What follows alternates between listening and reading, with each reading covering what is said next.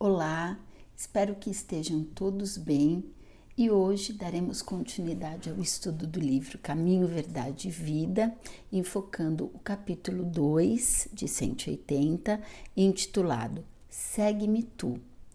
E a base evangélica utilizada por Emmanuel, que é o autor espiritual do livro, cuja psicografia foi feita por Francisco Cândido Xavier, é a seguinte: disse-lhe Jesus: se eu quero que ele fique até que eu venha, que te importa a ti?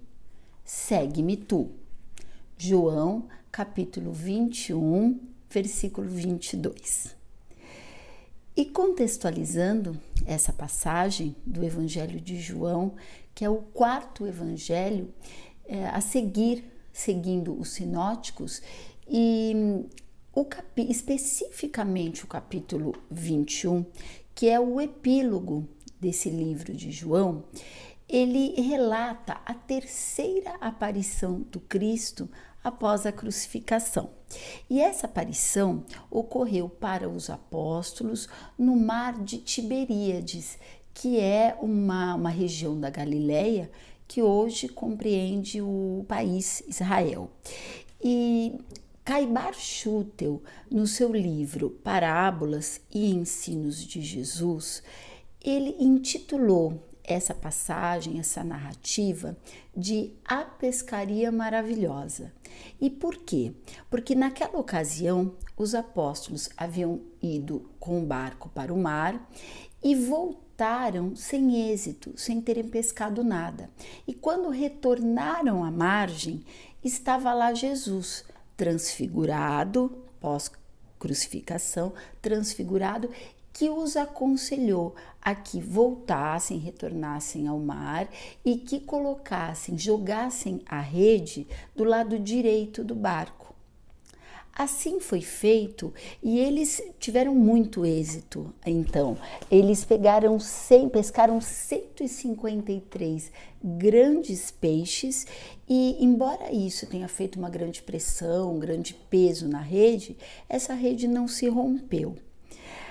Todo esse acontecimento, ele demonstra muita relevância, principalmente porque demonstra claramente dois aspectos. O primeiro deles é a confirmação da vida eterna, da imortalidade provada pela aparição, pela materialização do Cristo. O segundo aspecto é que é mais um momento em que a autenticidade da comunicação entre os planos, o plano espiritual e o plano material, é corroborada, é confirmada, inclusive por Jesus, nossa maior referência. E foi justamente nesse cenário, em meio a esse ambiente, que Pedro, que era um dos apóstolos lá presentes na ocasião, interpelou Jesus sobre João, que também estava presente. E Jesus se dirigiu a Simão Pedro respondendo da seguinte forma: se eu quero que ele fique até que eu venha, que te importa a ti? Segue-me tu. Então, a interpretação que pode se dar a esse trecho, ela tem dois vieses. Ela pode ser uma interpretação mais literal, em que há uma corrente que estuda que Cristo estaria se referindo, quando fala a Pedro sobre João, ao fato de que João foi o apóstolo mais longevo e o fato dele ficar poderia fazer menção ao fato de que ele morreria de fato de velhice, ele teria uma vida muito longa, diferente daquela dos outros apóstolos que foram perseguidos, martirizados e tiveram a vida abreviada mais precocemente do que João. João tinha outras atribuições, dentre as quais escreveu o Apocalipse, por exemplo. E então existe esse viés mais literal desse trecho. Porém, Emmanuel nos leva, nos conduz e nos auxilia a extração de ensinamentos mais simbólicos contidos no bojo dessa passagem, desse versículo 22. E sob o ponto de vista do simbolismo, há dois principais aspectos, dois principais ensinos a serem apreendidos a partir desse trecho. São eles. O primeiro deles é que Pedro, envolvido ali na ocasião, e nós, por conseguinte, como aprendizes da Boa Nova, do Evangelho, não devemos ser fiscais do serviço dos outros. Quando Jesus coloca, se eu quero determinada coisa, na questão ali é se eu quero que ele fique até que eu volte, então se eu quero tal coisa, que te importa a ti? É isso que Jesus coloca.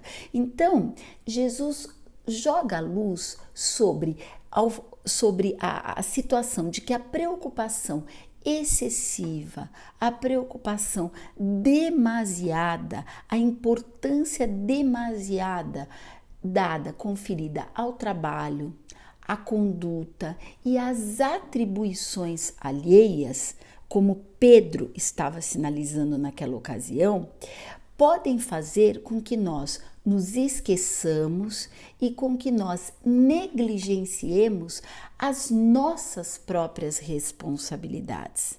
Então ele coloca isso no sentido da demasia da preocupação. E essa ocasião, ela é vivenciada no nosso dia a dia, porque em vários núcleos da sociedade, onde existe uma organização, onde existe uma divisão hierárquica, é muito comum que existam situações que remetam justamente a isso, a nós nos preocuparmos, a nós prestarmos uma atenção excessiva ao trabalho do outro, nos esquecendo do nosso, da nossa função e da nossa obrigação. Inclusive, fica aí um alerta aos próprios trabalhadores da seara espírita, da casa espírita, que é justamente um ambiente passível de sofrer também esse tipo de situação. Emmanuel levanta também um pertinente questionamento acerca da nossa própria condição de seres humanos, das nossas limitações enquanto seres humanos. Quando ele pergunta, estaríamos nós na elevada condição de analisar um acontecimento ou uma ação de alguém por todos os ângulos que isso envolve? Ou seja, seríamos nós capazes de penetrar na causa de uma determinada circunstância? A resposta é inegável. Não, nós não somos capazes de ter esse leque, essa clareza de olhar.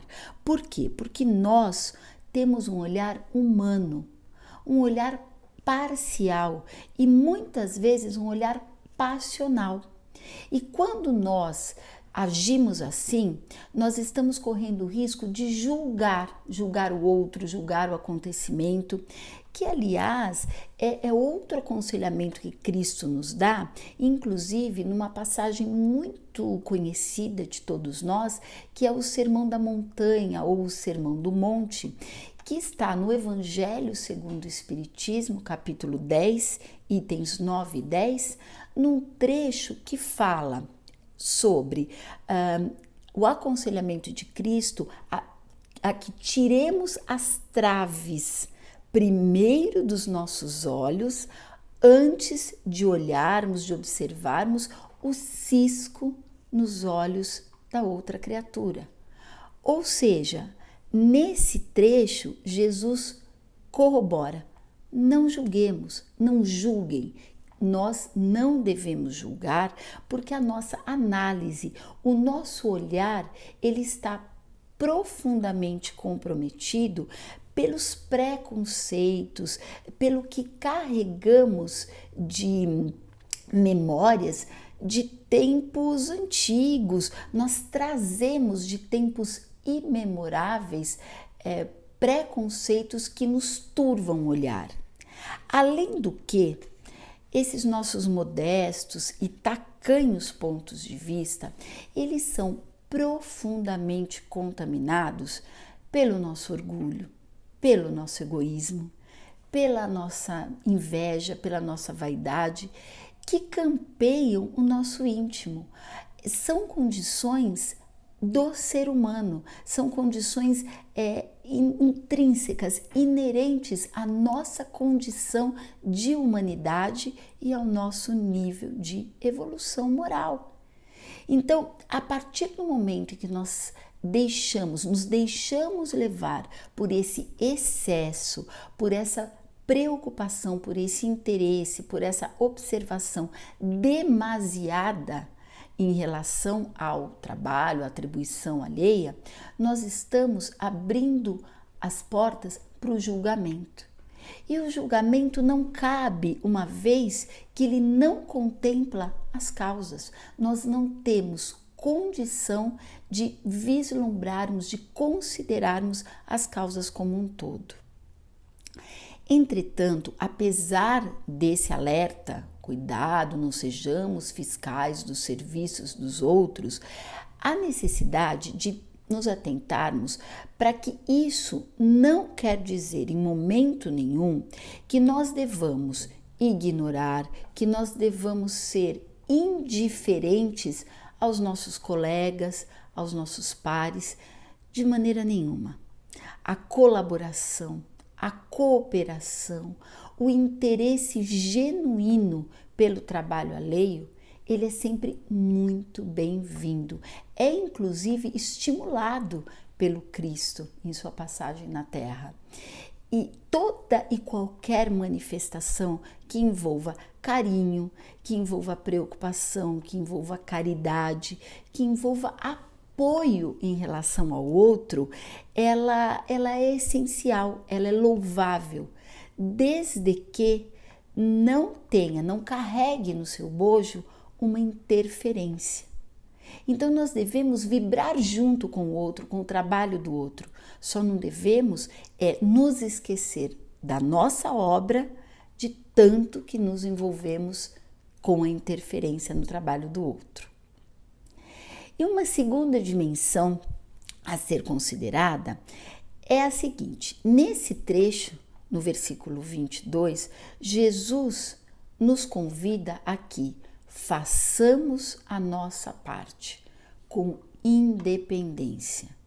Ou seja, quando ele diz a Pedro, segue-me tu, Jesus quer dizer, Pedro, faça a tua parte. Seja independente do entorno e faça e cumpra com a maior perfeição possível o seu dever.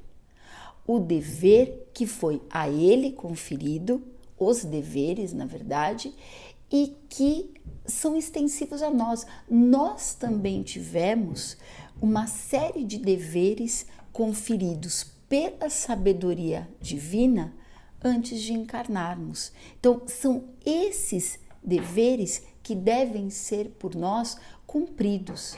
Há muito, muito a ser feito nesse sentido. E para lograrmos êxito, para conseguirmos realmente isso, é muito importante que tenhamos como meta, como propósito realmente, nos engajarmos em todo esse trabalho nobre a ser realizado.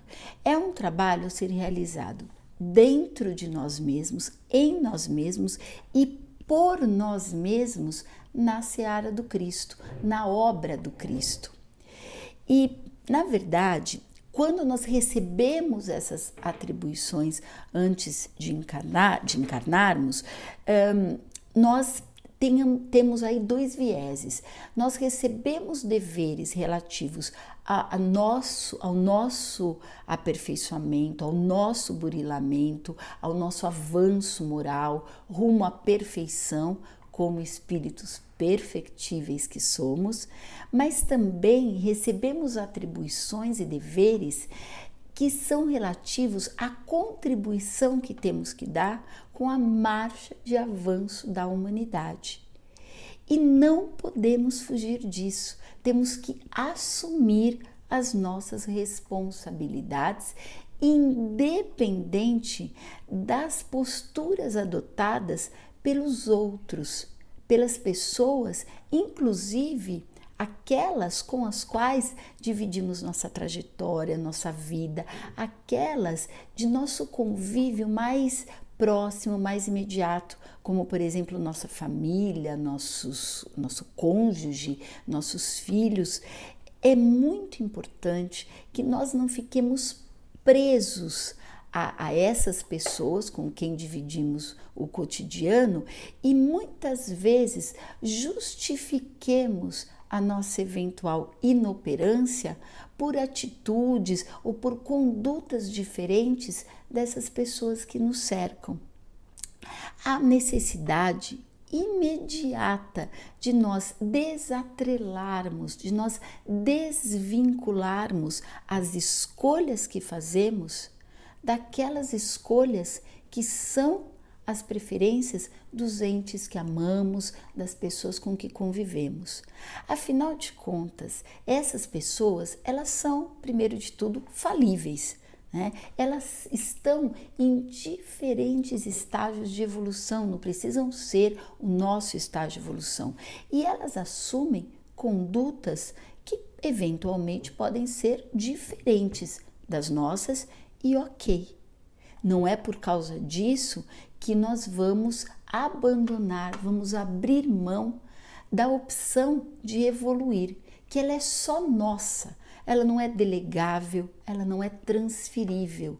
O nosso avanço depende única e exclusivamente de nós mesmos.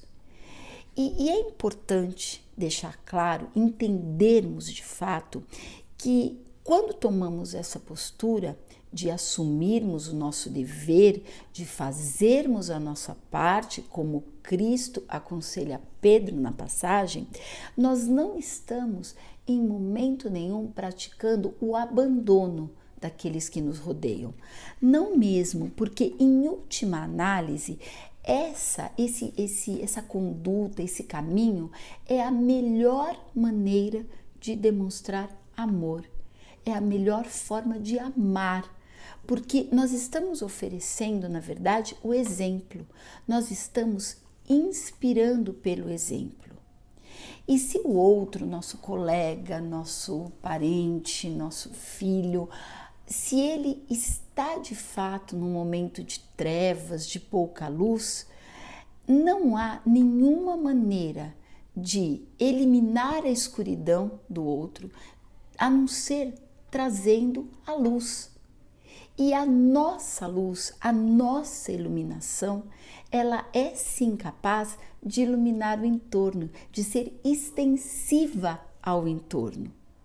Porém, nós só alcançamos essa dita iluminação, essa capacidade de iluminar e exalar e emanar a luz para o entorno quando nós encaramos, quando nós enfrentamos face a face nós mesmos.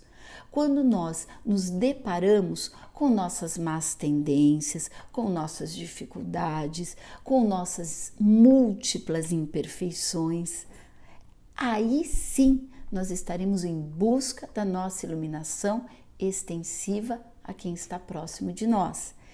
E enquanto nós não vivenciamos isso, essa verdadeira essência, essa nossa identidade, o enfrentamento de nossas dificuldades, nós estaremos em vão e erroneamente em constante luta com e contra o outro. Ao invés de lutarmos com nós mesmos, nós muitas vezes nos envolvemos com uma guerra que não é a nossa, com uma batalha que não é a nossa. E quando Jesus coloca segue-me para Pedro, pode ficar a dúvida, e qual é, na verdade, essa obra? Quais são, de fato, esses deveres que ele cobrava de Pedro e que por conseguinte, cobra de nós. Na verdade, são aquelas situações às quais nós devemos nos dedicar e não desviar nosso foco, nossa atenção e o nosso tempo com demasiada preocupação, fiscalizando o serviço alheio. Nada mais é do que o nosso autoaperfeiçoamento, o nosso entendimento, o nosso estudo, a nossa dedicação, o autoaperfeiçoamento e o trabalho na seara do bem, o trabalho no bem e em prol da obra de Cristo. Porém, é muito comum que no grande número de tarefas, o grande número de situações de zeladoria, o grande número de compromissos que temos no mundo contemporâneo, na vida cotidiana contemporânea, essas situações, esses compromissos, esses envolvimentos, comumente nos afastam do contato com a nossa obra. E daí a importância de uma parada, a importância de cultivarmos a serenidade, o cultivo interior de momentos de serenidade, porque são esses momentos de pausa, de desapego, de silenciar, que vão nos orientar em relação às nossas responsabilidades mais específicas, a nossa obra mais no micro, as nossas tarefas, aquelas com as quais podemos manter contato e sempre alinhados através da conexão com a espiritualidade, através de ferramentas como, por exemplo, a meditação e a prece. Quanto mais nós diminuímos esse ritmo frenético, esse turbilhão de pensamentos que nos invadem a todo momento, que quase que nos violentam, com mais clareza nós vamos ver a realidade, uma vez que a nossa mente estará mais límpida, mais clara, mais transparente. E isso também nos capacita a enxergar melhor a realidade do tamanho, da forma, na dimensão em que ela se apresenta. E nos capacita, nos habilita, permite que nós recebamos intuição e inspiração da espiritualidade para identificarmos oportunidades de avanço, de melhoria, que nos são apresentadas no dia a dia.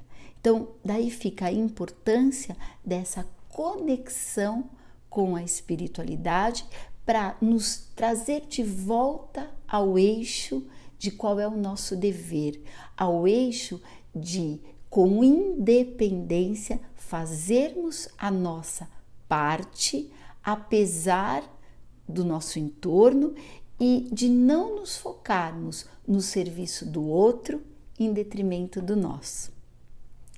Para encerrar, eu gostaria de pedir licença para ler um pequeno trecho, na verdade é o trecho final, de um artigo do nosso querido Cleiton Franco, presidente da nossa Casa Espírita, publicado no informativo da casa, que fica à disposição durante os trabalhos presenciais ali na entrada, na recepção da casa, e que agora, em tempos de afastamento social, também está disponível no site. Esse artigo é um pouco mais antigo, ele data de novembro de 2018, e com ele eu encerro, com esse trecho final eu encerro, antecipadamente agradecendo a cooperação e a atenção de todos. Cleiton diz o seguinte nesse trecho: cada um de nós, no fundo das nossas almas, tem uma batalha iminente contra um adversário poderoso que reclama a utilização de todos os recursos legítimos para ser vencido. Adversário esse que invariavelmente conhecemos como sendo nós mesmos. Muito obrigada a todos, fiquem com Deus.